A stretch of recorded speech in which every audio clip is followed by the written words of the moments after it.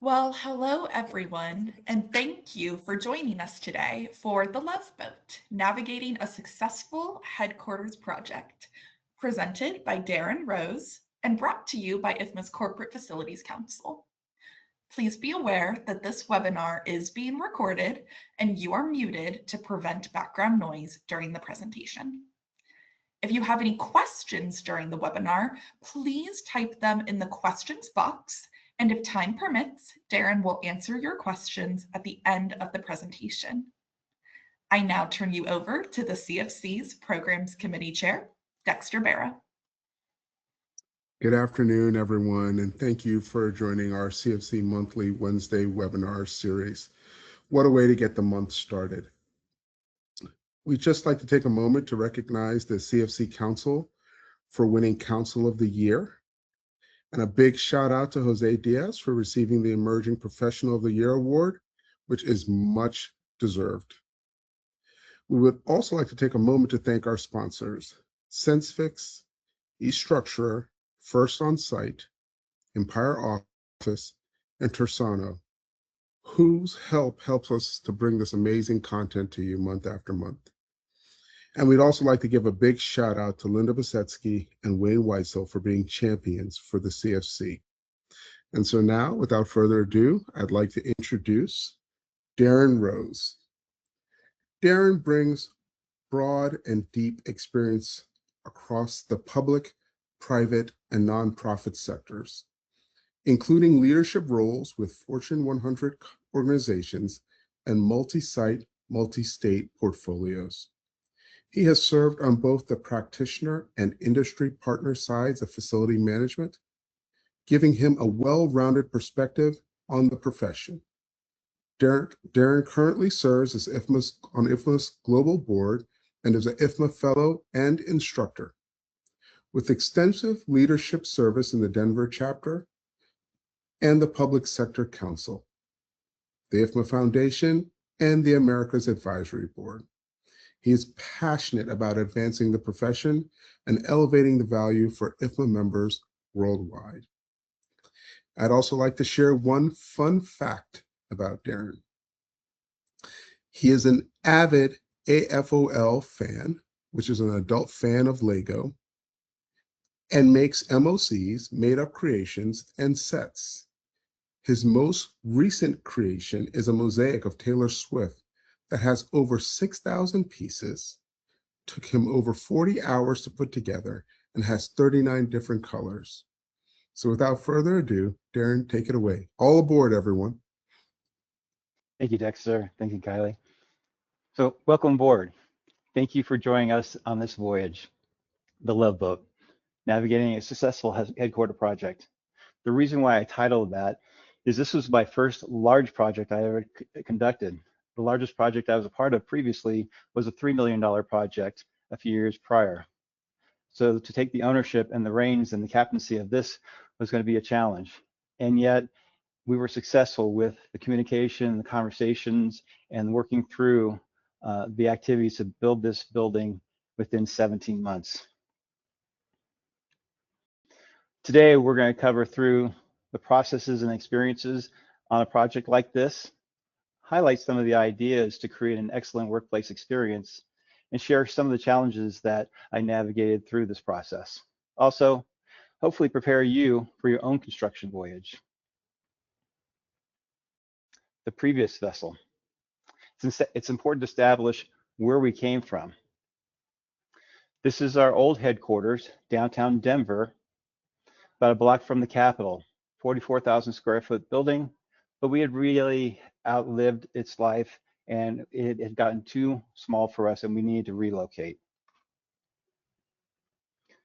Typical bank branch, credit union branch, long teller line to help our members. The facilities department, usually, we don't get the best spots, but down in the basement of the headquarters, this was our facilities area. The break room on the left was for our senior managers and part of their boardroom. It was really tight when we were working through and having a lunch, the catering during that place, it was really, really tight. Also, the break room on the right was for our main employees, and through that, also in the basement, became a challenge to get outside, be able to experience what was really going on outside.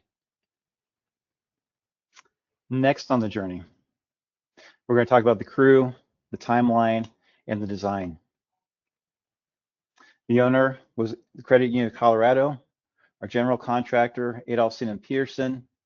Powers Brown was our architect. United Properties was our owner's rep. They helped us through buying the property, as well as working through invoicing, making sure that was kept up, saved me a lot of time on that side, as well as when we did have conflicts, they were a third party that would help us to resolve and work through those challenges. NTH helped us to acquire and figure out which furniture company we should go with. And then Workplace Resource was the furniture representative that we used to buy our furniture. There's a lot of great products out there, a lot of great brands, and we selected Miller Knoll for our location. When it comes to the schedule, just a couple highlights here. With the branch strategy, we realized that we had outgrown our location and we needed a new location. We wanted to be within 7 miles of our current location, still within the city of Denver. We needed more ample parking, and that was important to us. And then also close to transit-oriented development, near light rail or other types of services like that. In 2020, when COVID hit, we paused for a couple of weeks to evaluate and think about, do we still want to build this building? Do we want to move forward? It's quite an investment, $57 million. And we realized, again, we had already knew we outgrew that other location, and trying to get the next generation of talent was not going to be a building that is going to attract that type of talent. Along with that, we looked at, do we do it now or do it later? 3 or 4 years from now, things will change. Costs are going to go up even more. We felt like being during COVID, we had the contractor on board. They were ready and willing to do the work. And we felt like we got a really good value by doing that and not delaying the project when other projects were being stopped during that time. And then later at the end of 2021, we started construction. Next, we went through the furniture, fixtures, and equipment. We sought input from our employees, what they liked. We had mock-ups of some workstations and some furniture and seating and let them vote on it. And then we selected our furniture based upon some of that information. During that time, construction is continuing on, and we made sure we ordered that furniture in time so it would be installed when we needed it, as opposed to the delays that might have occurred, especially during COVID. In 2023, April, we obtained our temporary certificate of occupancy, which allowed us to move into the building. We were really close there, but we had some challenges with some doors that were damaged and a couple other components. So that allowed us to still move in. We started moving employees in May, and we had our strategic operations group manage that side of the project. I was a part of that communication and the balancing out and working through those protocols, but I let them lead that part because there's still some construction parts that were continuing on. We moved employees in on Mondays over the 4-week period in May, and we would do an orientation, have them come in, do an orientation for about 20-30 minutes, give them the lay of the land of the building, then let them go up to their space and work through where they were going to sit. We also gave them a form to fill out for a scavenger hunt, and the scavenger hunt got them into different parts of the building, even outside of the building. And once that was filled out, they bring it back and they would get a $20 gift card for any of the restaurants locally. So that was a real good encouragement to get them that lay of the land, that feel for the building. And at the same time, while we're constructing this, we're working through a tenant improvement on another location because we had our headquarters, still had a bank branch, and we needed to relocate that too. And we wanted to stay in Denver downtown. We did that, and we were able to move that branch also in May. A lot of challenging things going on during that time. And then in December of 2023, we obtained our full certificate of occupancy. We were able to work through those issues to get to that point. Still only took 17 months to build this headquarters. We had extra space, and we'll talk about that here on a couple extra slides, for tenants, so that we could work through and have that land later. And to this day, we are now 100% fully occupied with our tenants and secured for the next 10 plus years in those spaces. The building is a 3-story, 122,000 square foot building. Right now, we occupy 93,000 square feet of it, which is double what we had before, and the opportunity to grow by another third later on in that 10 years. We were very intentional to want to have a building that would last 50 years and not just be a building for now, and to be able to grow and grow further down the road is why we selected to be able to opportunity for this size of the building. We went from 4 meeting spaces to 20, and we increased our workstations and offices by over 65%, and also 510 parking spaces, which was double than what we had before, and the ability to grow that parking if we need to. There's over 6,000 tons of asphalt in the parking lot, over 24,000 square feet of exterior glass on the building, and over 500 tons of steel within the building as well. Oh, and those that like to geek out, 772 outlets and 262 light switches. When we started our groundbreaking, it ended up getting snowed out, but we created this giveaway, this takeaway for those that were involved on the project. From the groundbreaking, some of the dirt from the building, and it was really appreciated by those senior managers and others involved with the project. Also, as we got close to completing the project, we had a topping out ceremony, which included senior managers signing an I-beam, which was then placed as the last piece of steel on the building. Connecting people with the building and creating excitement was really important. Getting people out to the site, I did tours every other week, and we would do tours in the areas where their offices were going to be, as well as taking them into the different hidden places. When the framing was happening, we'd walk through the walls and say, you know, you can't do this unless you're a superhero in the future. And so it was great and fun to be able to do that. The pictures on the right show people on a platform in what would be the atrium's open air area in the picture below, right about where the glass is, but in the middle of that space. And they really appreciate that experience. What I'd like to mention here is that on the design, is that when you submit a project to the city and the architect has created that, those plans are not going to be 100% right. As far as there's going to be changes that are going to be made, you're going to find out that there's issues that came up and you didn't realize that were going to be there. And here, this is an example where we realized we needed a unisex or gender neutral restroom added into the space. So we realized we also wanted some extra storage space. So we provided that in those areas. When you look at the orange from the top to the bottom, the huddle space we made even larger, accommodating those restrooms and also the mother's room. Realize that you got to be flexible in working through those things that come up. If you have an existing building, of course, there's going to be those challenges too. What's behind those walls? You may not know that there was piping or asbestos or other things, and you got to work through those challenges on an existing building. So next, we have all that information. Now it's time to build that ship. The contractor used building information modeling, or BIM. And this is an example here of a wide shot and then a couple close-ups of how the materials were going to be connected together in this atrium canopy area. And it was very helpful to be able to see if there's any anomalies or issues that would come up. And with BIM, it can help you find a lot of those, but sometimes there are things that come up you just don't see and realize until you're going through and working on that construction part. Here, the picture on the upper left It's 2 a.m. in the morning. The contractor's doing the concrete pour.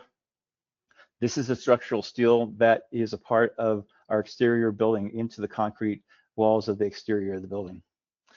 The men in the middle, they're using what's called a stinger, and they're mixing the concrete to make sure there's no air pockets or bubbles from the pour that took place. And then the picture on the right is of those panels that are sitting, that are going to cure for about 5 to 7 days before they tilt them up and connect them into all together.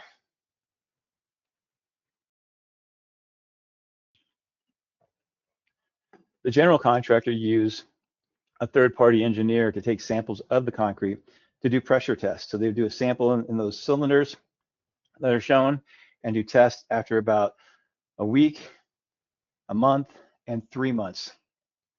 And they would do a pressure test, kind of like you've seen Terminator and how he gets crushed at the end. They do a test like that and see how much pressure that concrete will absorb to be able to make sure that it is to the specifications that are required. The picture of the right shows some of those panels being tilted up and the supports that are there until they get some of the inner steel to get connected together. With the infrastructure of the building, trenches were dug, conduit laid, and then dirt compacted back onto where those conduits are. Then a layer of aggregate was placed upon that, and then a moisture vapor barrier placed upon that. From there, the slab was then poured. A nice level of compaction along the way, each level, to make sure that everything was not going to move around later on, and everything was very stable. Something we realized during construction, after we had already started in the design, by the time we got to that part of the plans, is that what the architect recommended and specified was a 24-inch tube to access our pneumatic tubes for our drive up. Our drive up is about 100 yards away, 300 feet, and that's a long distance. Our security company had never done a unit that long, that pneumatic tubes that long. We were hoping that was going to work, and especially the suction part. But one of the things we noticed too is that the turn was going to be too tight into the building and out of the building and over at the drive ups. And the access to be able to get into the space, if someone had their canisters stuck somewhere along the way, there's only a couple access points, and it's going to be very difficult to try and service those spots. So we ended up spending about $100,000 to add this tunnel that we can access all the way down from the branch to the drive up. Expensive. We didn't catch it early enough, but we did have contingency to be able to make this possible. And it's something that we needed to do and have not had an issue.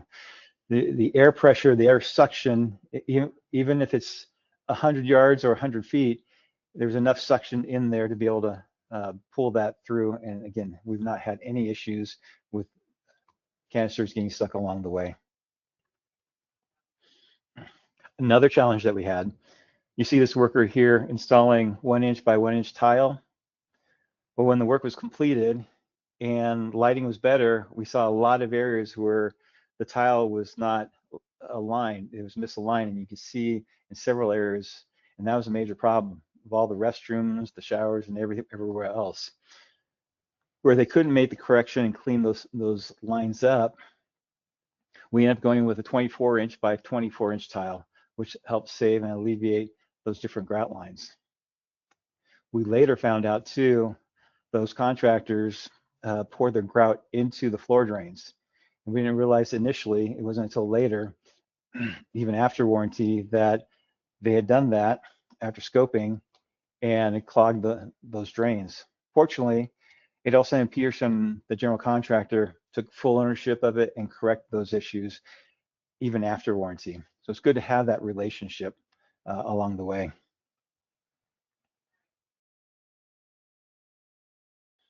Here's a view to the west, great views of the Rocky Mountains, and then the installation and roofing.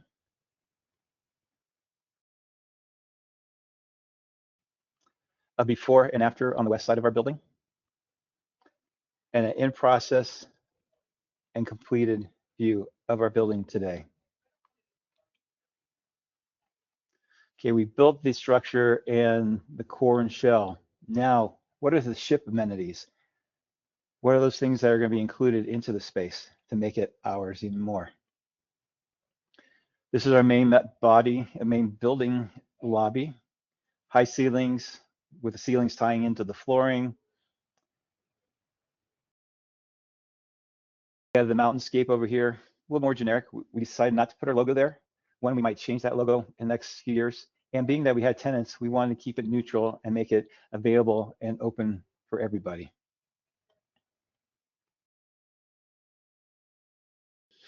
Our bank branch, you'll recall the long teleline, those are a thing of the past for us. We have telepods, and we're doing telepods at this branch, but also renovating all of our locations. These telepods, the member advocates or tellers use a tablet, and they can do a transaction wherever they want. They're at station, over at the drive up, in an office, and really has given them that flexibility. We also have what's called a CDR, cash dispensing recycler. They're like a little mini ATM, and it gives you specific money out. So the tellers or member advocates do not have a lot of money in their drawers, maybe a little bit of change and a couple bills. They don't have the 5,000, 10,000 or more that a lot of banks still operate today. That helps on the security side, that people are not going to be able to steal much money out of it. Unless you have an account and you're pulling money out of your account, they can't get money out. It has to be tied to an account. Again, with the flexibility, if, hey, oh, I just did a deposit and I want to get a car loan. Yes, that'd be great. Let's go ahead and go over to the high top table. Let's get some coffee. Or if you want to go into an office, let's do that and work through that process. All very seamless without having to stop and refunction on the IT side. One of the coolest features, I think, in the building is that we have electrochromic glass. It is glass that tends to the arc of the sun electronically. Really cool feature to this. You can see the different levels 1 through 4 in comparison to 1 through 4 on the inside, and you can see what it looks like on the outside. We selected this glass in lieu of low E glass because it cuts down 93% of the heat and glare. Along with that, the air conditioning and the building envelope is more stable than the heat and loss that comes in from regular low E glass. We did some surveys and went to a couple locations, and a building that had both this type of glass and the low E. And the low E glass, it was a 100-degree day. From about 6 feet away, you could feel the heat coming off of that. Whereas the other glass, you'd have to be about 6 inches before you started feeling the heat. And that helped us to realize that of what we wanted to do. This was an upgrade. It cost us about $800,000, excuse me, about $1 million more.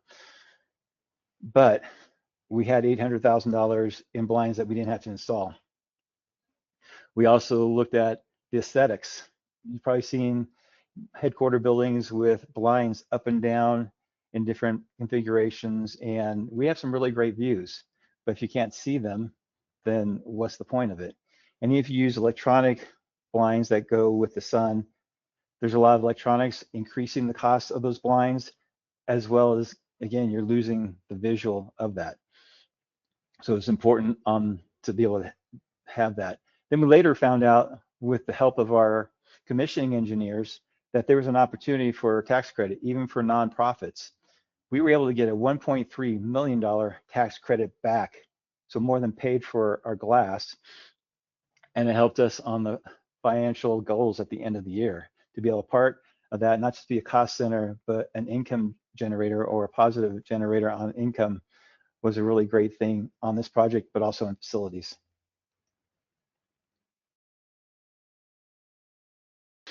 With the electrochromic glass, again, these are the views of our building.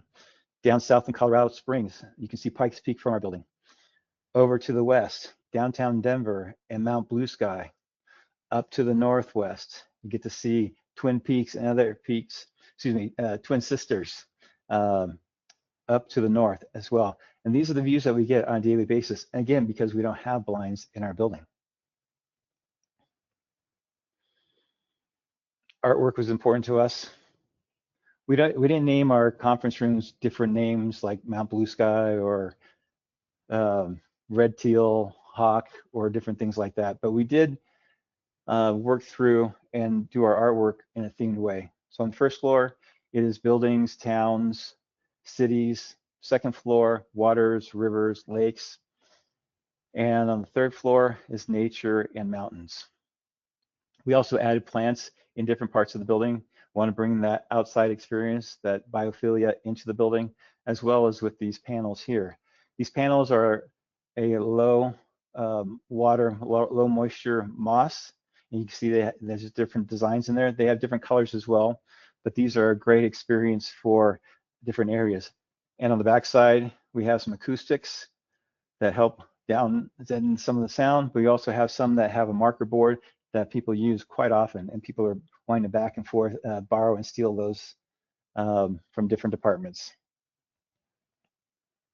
This is a view before and after of our third floor call center. All of our workstations and all of our offices have sit and stand desks. And we also make sure that there's great noise amenities too, that we have sound masking for the different colors of the spectrum of noise. There's not just white noise, but pink noise, brown noise as well, and working through with a specialty contractor to help us get what we need for this area, because there's a lot of obviously volume in a call center.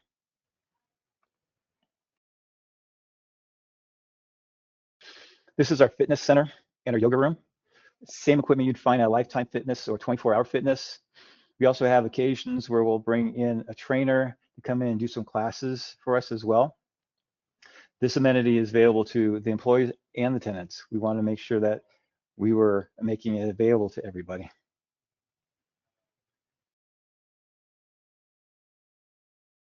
Our locker room. Picture on the left is of our men's locker room. Photo on the right. When we were doing construction, one of the things I noticed is that when the door is completely open, you can see about 3 or 4 of the lockers, which wasn't great if you're making a change there. So we added this little glass wing wall to make sure that the visibility is blocked.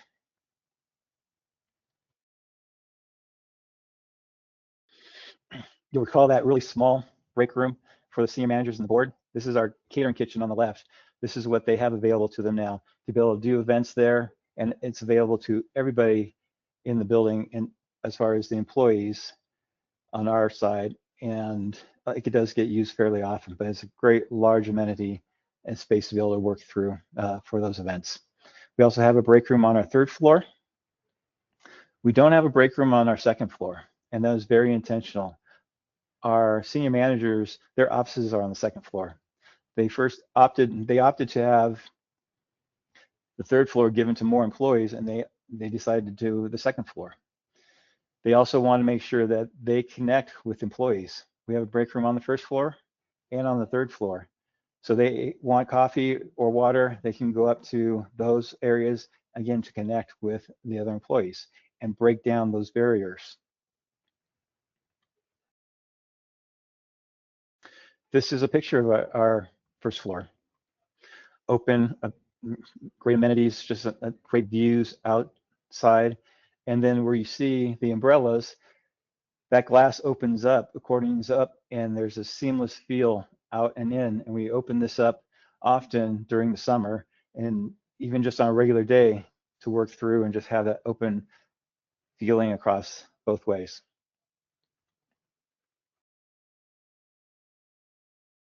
We have a water experience and coffee experience we felt that was going to be important. So we have these machines that offer hot, cold, ambient, and soda water with flavor enhancers on the top. And then our coffee machine provides specialty coffees, as espressos, lattes, hot chocolate, chai. And this has been a great amenity. Along with that, we use a B corporation for the coffee, and the coffee roaster is a B corporation, meaning that they're highly sustainable and they're also local to the Colorado market. We offer this open vending where people can grab and go, scan to pay, which is great, very convenient. Prices are very competitive. We have a gas station that's across the street and some other restaurants in the area, but this makes it really convenient and competitive in that. We used to do that at our old headquarters as far as facility management managing it, but between the cost of the materials, the old machines that we'd had to repair, along with expired products, and then giving that away, and just the management of it, it was extremely painful. But our vendor company, they take care of the coffee and our vending area, and it's been very helpful. Great relationship with a local company, really important to us to be able to connect in that way. We also offer food trucks about 2 to 3 times a month, and we stipend that by allowing the employees pay $5, and then the company pays the difference. It has been a huge impact when we have these. We see even on regular days, in comparison to non-work days, because of our hybrid environment, we may get 100 people in on a regular Tuesday, Wednesday, Thursday. We usually get 130 when it comes to the food trucks days, because we have some good varieties and some good food trucks, and we try some new ones out that are getting local, and it has been highly successful. And sometimes we'll do desserts, sometimes we'll do breakfast burritos, and we try and mix it up, and other times, you know, it's just a mix of some different ones. If I can share something a little more of a sensitive item, when we were building out our restrooms, the machines that were being installed were going to be coin operated. I thought immediately, who has quarters anymore? Who's going to have a quarter? And this amenity is something that needs to be available to people at any time. And instead of trying to figure out where do I have a quarter, if you're going through a challenging situation, you want to be able to have your feminine products available. And so we offer them for free out of the machines. We made that change, and then and again, they're open for people to use. Even in the public spaces, we're not a restaurant or a grocery store where there may be people just taking them, and we offer something that is reasonable and that is going to be helpful. The photo on the right is something that I saw at a friend's headquarters, and I love the idea. It has mouthwash, toothpicks, hand lotion, and a little lint roller. It was amazing to see. In the year-end evaluations that were done, this was one of the most highly commented in a positive way of that little amenity and taking care of the employees, doing that little extra. And these are a couple of examples, just like the coffee and the vending. You don't have to have a new headquarters to be able to do this. You could do that now, today, where you're at. And hopefully there's some other ideas out there that you can share and grow from that as well.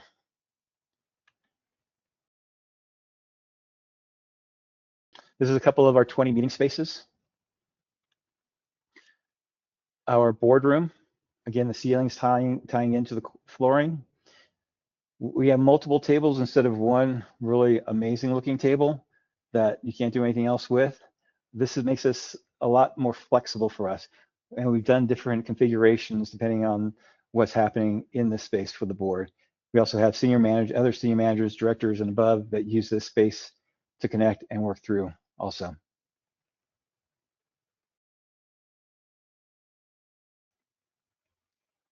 Transparency is important to us. We have a lot of open glass in the offices, no frosting on the glass.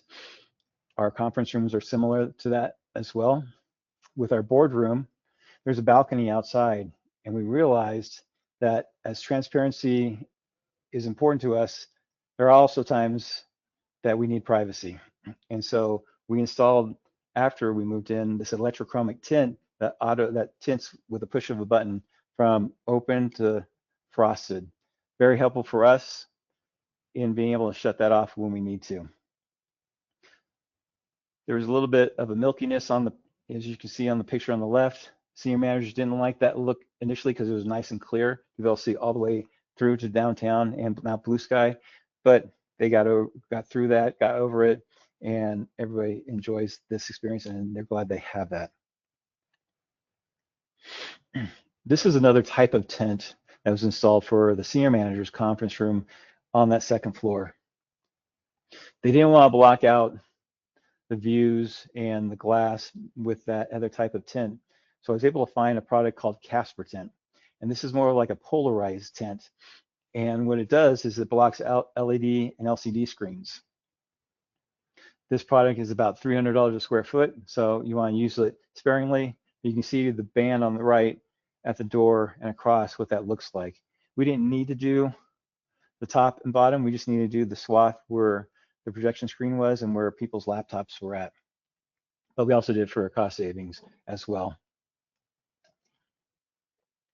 This has helped a lot for the senior managers to feel like they can still be out there, get the views without being hidden. This is a view of our second floor atrium. And you can see someone up on the top over on the right on a balcony area. And we were intentional towards this, again, to break down those silos, those barriers that I'm on the second floor, and nobody comes on the second floor, and nobody goes to the third floor. And we really have that cross function to be able to see if someone's sitting down here, oh, hey, Tom, do you have a couple minutes to talk about that project? Oh yeah, let me come down. We'll get some coffee over here and we'll be able to connect. To really bring that barrier down and have that openness. Really great for us in that experience.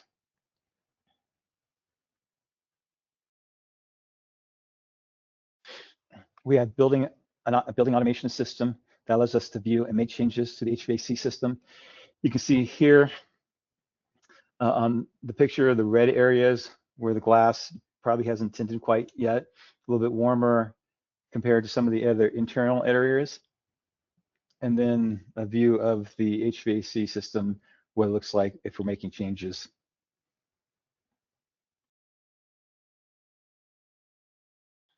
We have 245-ton air handling units. They process all the air for the west side and the east side of the building.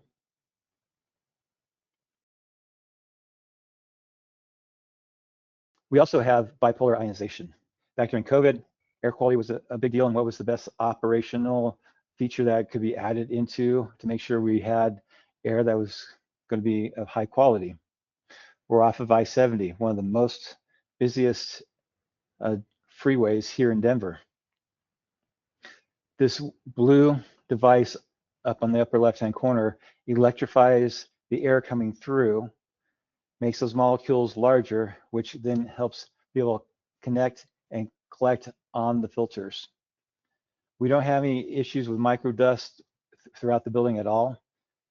Anywhere in the building from third floor to our first floor, you wipe any surface and there's very little, if any, dust or dirt because of this system.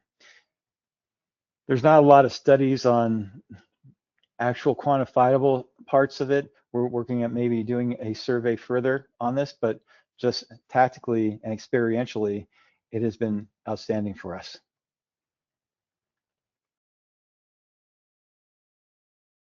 We used to have printers on everybody's desk just about. We moved to the new headquarters, and this is the case for our branches as well. We've gone to centralized printing, where you use your badge, tap, and then it prints out your print job. And if you don't print by the end of the night, by midnight, then that gets purged out. Saves us a lot of money on print, on the ink, the paper, and just in general managing all those different types of printers.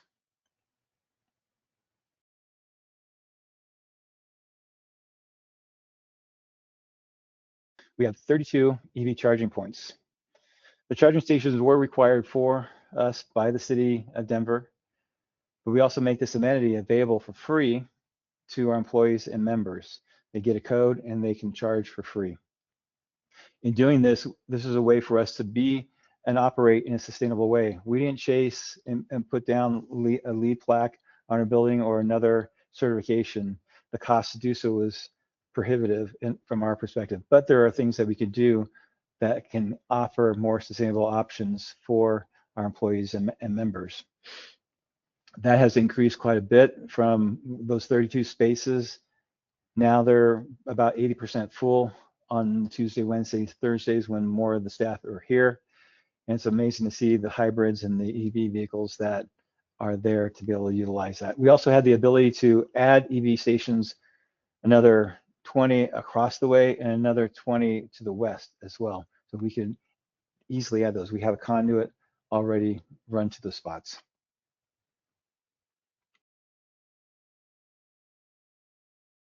With the ship amenities, our badging system, we have regular badges that we use, and we have color-coded to the blue for the employees. Our tenants use a black, contractors green, and if someone's visiting, they have a red one to be able for us to identify those people coming in.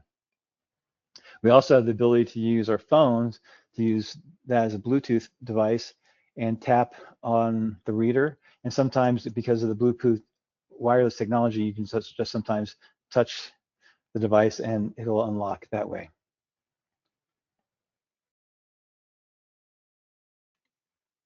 So now as we head back into home port, some of the challenging waters that we navigated, as I mentioned, some of the delays with the doors damaged, elevator communications, it was intermittent. We were having some problems with that and we need to work through and get that resolved. There's a lot of punch list items. Building this size, there were hundreds of punch list items that we needed to work through. Roof and building leaks. One of the great things that actually happened in the May-June timeframe is that we had some of the heaviest rains that we've ever had in about 20 years. But that volume really helped us to see where the roof leaks are to make sure that those things got buttoned up and repaired. And anything that we've had, it's all been taken care of with the other rain that we've had over the last 3 years. Working through contractor and architect blame. There were times where there was challenges and the architect is saying that the contractor made a mistake and they're having problems with that, and vice versa. The contractor said it was the design and it's the architect's fault. I realized early enough in the project that I could easily jump on and say, yeah, the architect is right or the contractor is right. But the focus is completing this project on time, on budget. And to be able to do that, I work through mediating and working both sides to try and find solutions and not getting caught up in some of that drama that would take place. Very helpful for that. And having an owner's rep to be able to talk through some of those pieces and have them as an additional party to be able to help walk through that, it was very helpful. During the contractor turnover as well, from TCO until CO, that's 6 months, we had 4 different project managers from the general contractor's perspective. We also had 3 different architects that were helping us through to get to that finish point. A lot of just changes in people leaving for new opportunities, and it just became a challenge to try and get to that point and finish. Want to note also with closeout, it's important that closeout is a part of a project and that you make sure you receive your proper documents, lien releases, warranties, operations and maintenance manuals, any other documents that are necessary on your project, because this is your opportunity to get it. If you don't, you may get it after a year, you may not, even though you have the warranty through as well. A lot of the contractors now have a service program or a online program that you can put your requests in, and it has the documents where you can pull those down. But again, after a warranty period of a year, they usually will close that out and archive that. And then it's a cost to reactivate that if you are missing some of those documents. Some of the highlights. Again, it was a great project. The relationship with our stakeholders was good at finish, and it is today. If I need to get a hold of the HVAC contractor, the general contractor, the window company, the architect to help us through some things, they answer my calls. We paid well, paid on time, and those relationships were positive. Just saw one of the contractors driving yesterday, and we stopped when we were at a light to talk about a couple of things. It's fun to see. At the end of the project, 6 months later, we did a survey, and the survey conducted showed that we had a 90% satisfaction rate. That satisfaction rate was amazing to see. The other 10%, they were having an issue with the amount of time and distance they had to travel to. The project was recognized as IFMA Denver Chapter's 2024 Large Project of the Year and NAIOP's 2024 finalist as Project of the Year. So hopefully today I was able to share some of those processes and experiences, highlight some of those ideas to create an excellent workplace experience, challenges navigated, as well as prepared you for your own construction journey. With that, thank you for taking this voyage together. I will pass this back on to Dexter and Kylie.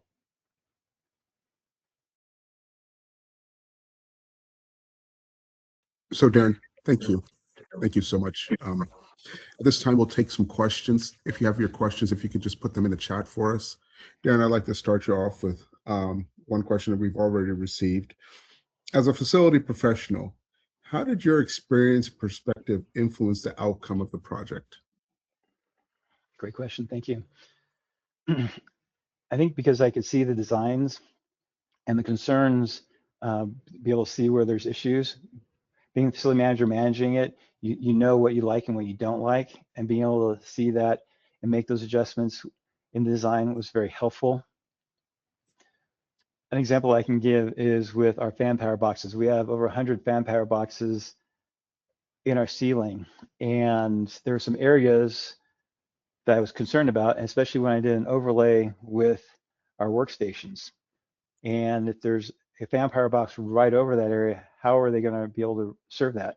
So I was able to work with the HVAC contractor and the architect to just relocate those maybe 3 to 6 feet away so that there's easier access. But seeing that, if you don't have that facilities experience, knowing that you're going to make those changes, or even if the contractor does, it's going to be a challenge. It's going to be a service issue. So that's what I would share. Okay, another question that just came in here is, what design elements made an impact on a positive workplace experience? I think because we were intentional and what really thought out our design, what we wanted. One of the things I hear often is when I do tours, that the project was well designed and really thought through parts. And even with the senior managers giving up the best views on the 3rd floor and taking the 2nd floor. Working through the project, saving some money by doing a tilt-up construction project that saved us some money. It also helped us to build the building faster, because when you decide we want to do a project like this, you don't want it to be 3 years to be able to construct it. You want to be able to get in a reasonable time and show that progress. I think also on the design, the high ceilings really add class to the building. That it's not just these layers. We could have probably fit another floor in with our high ceilings, but we opted for the size that we wanted, and it really adds to the elegance of the building, and not a very costly part of the building also. So those are things I would share. Wonderful. Someone's asking, can you speak to the programming space planning process? Who was driving that process, and how many stakeholders were there, assuming that the architect drove this process? Sure. When it comes to the architectural side, we had different key parts, different key people on the branch operations side, the different departments. We had representatives into that, working through that space, working with the architects and our furniture company to figure out what size spaces we had that we could make more standardized spaces. We had workstations before and they were high walled, and we knew we didn't want that. We wanted to have a better feel for that, but also making sure that the sizes were appropriate, and we wanted to give us more space than cutting back. It wasn't just about how many people can we fit in here. We can do that down the road if that's something, but we really were intentional on the workstations to be as open as possible, 6x8, 6x10, and same thing with the offices, really making those as free and open as possible. Thank you. You had a 90% satisfaction rate from employees. How do you continue to measure whether the project was truly successful?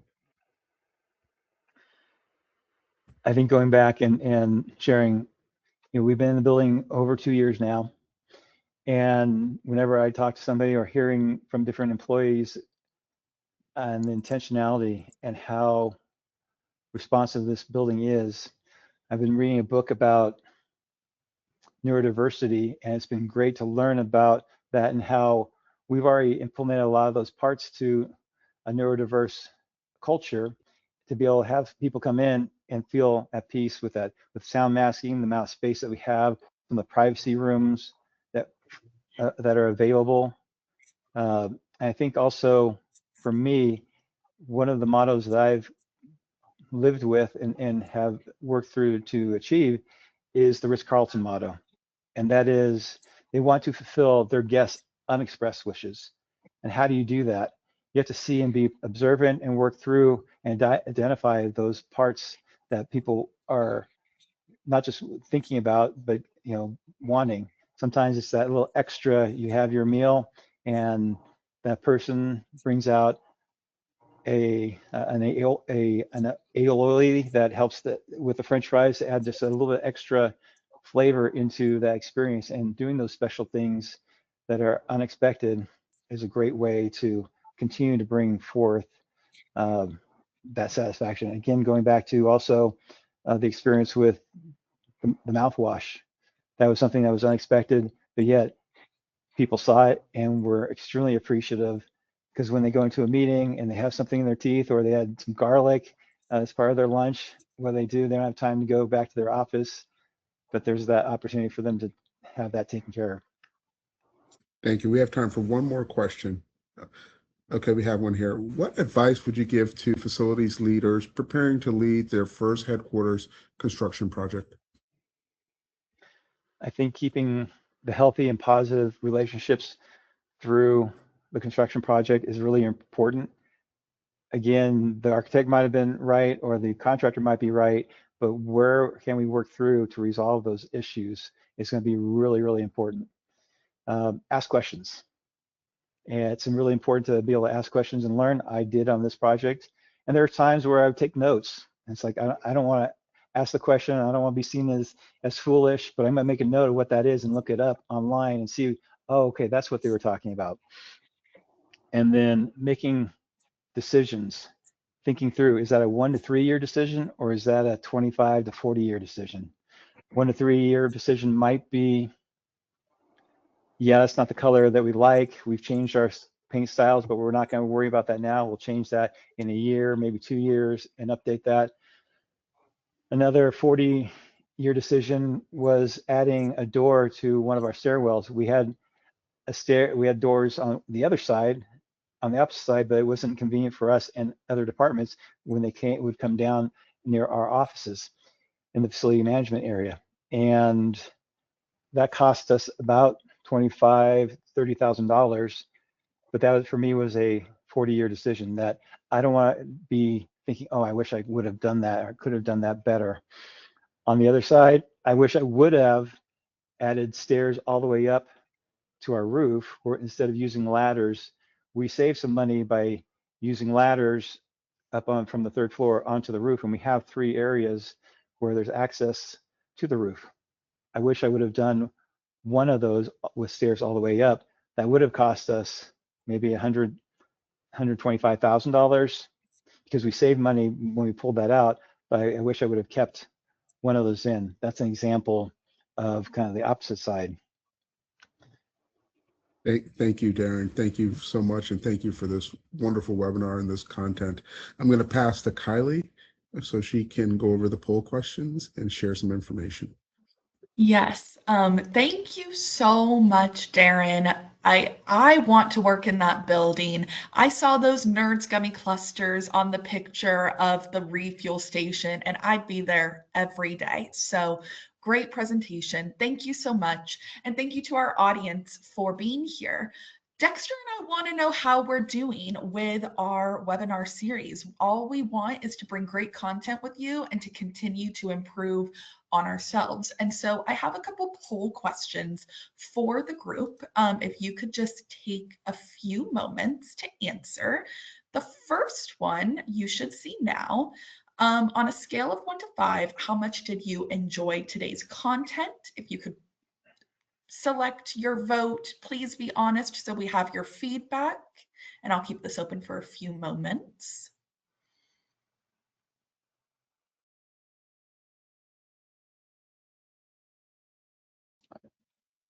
It looks like people enjoyed today's, which I also did. I'll give you all about 5 more seconds to vote. Okay, we're going to end that one. And then here is our next one. On a scale of 1 to 5, how well did the technology run during today's webinar? The actual GoToWebinar platform itself, how did the technology run for you today? You can go ahead and make your selection. Please be honest so we have your feedback.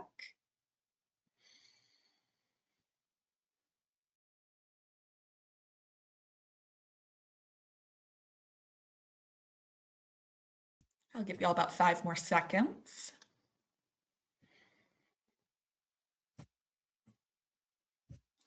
Okay, beautiful. And then one more question for all of you.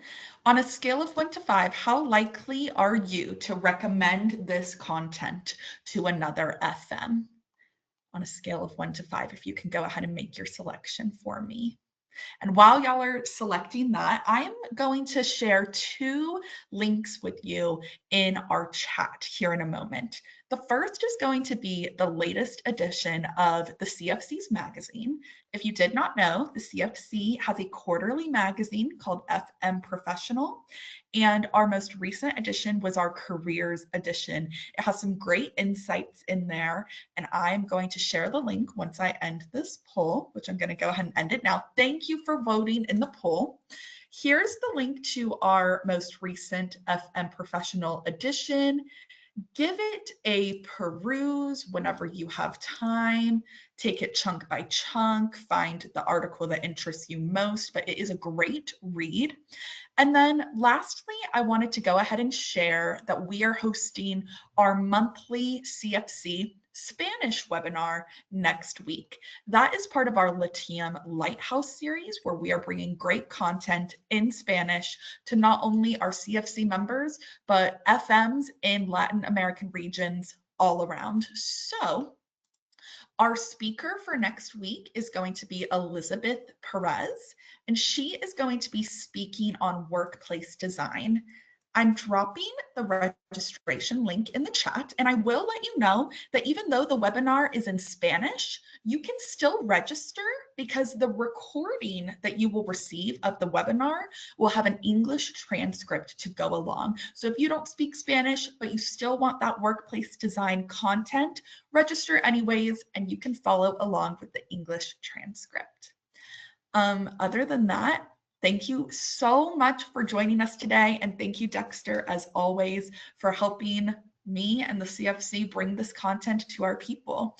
If you ever have any questions about IFMA or the CFC, please feel free to contact me at kylie.ingo@ifma.org. And with that, I'll go ahead and thank everybody for coming and say bye for now. Thank you, everyone. Thank you, everyone. Have a wonderful afternoon. Bye-bye.